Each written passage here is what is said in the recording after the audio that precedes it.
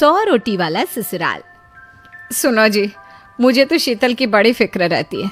उसका ध्यान तो बस घर के बाहर दोस्तों के साथ घूमने फिरने में ही रहता है। उसे कुछ बोलो तो एक नहीं सुनती। मैं तो कहती हूँ इसकी जल्दी शादी वादी करवा दो, वरना लड़की हाथ से निकल जाएगी। तुमसे ज़्यादा चिंता है मुझे शीतल की शादी की। कल ही वो रामपुर वाले मौसा जी को फ़ोन भी किया था। बता रहे थे एक लड़का है नज़र में, उनका अपना घर है और लड़का भी अच्छा है। अरे तो फिर बस बात चलाओ ना, एक बार देखे तो सही लड़का और घर बार कैसा है। कौन से लड़की की बात चल रही है यहाँ? तुम्हारी शादी की बात चल रही है बेटी। अब तुम्हारी शादी की उम्र हो रही है तो लड़का तो देखना पड़ेगा ना। उफ़ो, मुझे अभी नहीं करनी शादी वादी। ये तो मेरे खेलने कूदने के दिन है। बहुत खेल कूद ली तुम, अब घर के काम धाम सीखने की कोशिश करो, समझी? ससुराल जाकर हमारी नाक मत कटवा देना। सब्जी काटनी तो आती नहीं इसको, तो नाक ही कटवाएगी। अरे मैं इसे शादी तक अच्छे से सब सिखा दूंगी। आप तो बस उस लड़के से इसकी शादी की बात चलवाओ। कुछ दिनों बाद कुणाल और उसकी माँ शीतल को देखने घर आते हैं। कुणाल दिखने में बड़ा ही स्मार्ट होता है। शीतल तो उसे देखती ही रह जाती है। देखो जी, हमारी कोई डिमांड तो है नहीं, बस हम चाहते हैं कि लड़की घरेलू हो, घर के सारे कामकाज संभाल ले। अब आपके परिवार में तो बस 3 ही लोग हैं, पर हमारा तो खूब भरा पूरा परिवार है। बाकी हमें लड़की के घूमने फिरने दोस्तों से मिलने से कोई दिक्कत नहीं है। घर का काम करने के बाद जो चाहे सो करे। अरे वाह, ये तो इतने बढ़िया लोग हैं। लड़का भी इतना स्मार्ट है और ऊपर से इन्हें मेरे घूमने फिरने से भी कोई दिक्कत नहीं है। हे भगवान, तूने तो बिना मांगे ही मुझे सब दे दिया। बताओ जी, और क्या चाहिए हमें? हमारी तरफ से तो रिश्ता पक्का है जी।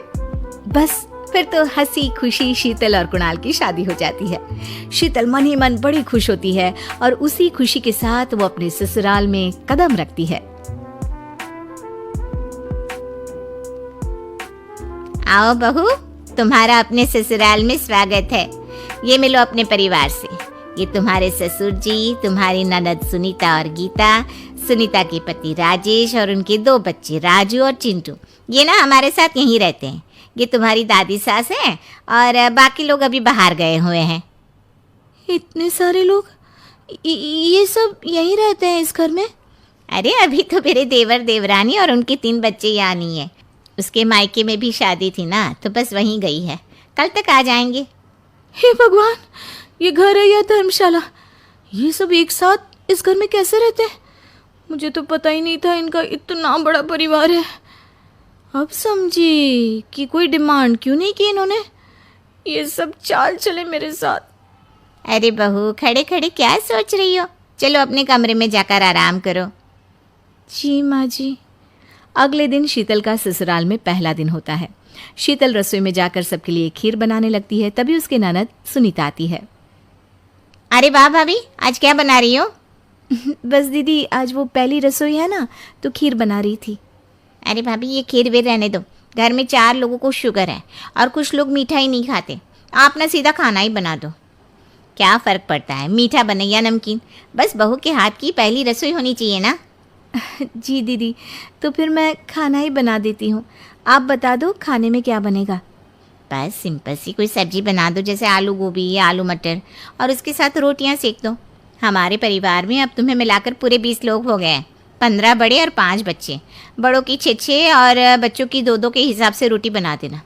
चलो मैं चलती हूँ, सब देख लेना। हाँ, बड़ों की 6 रोटी, मतलब कि 15 लोगों की 90 रोटियाँ, और बच्चों की 2 रोटी, मतलब 5 बच्चों की 10 रोटियाँ।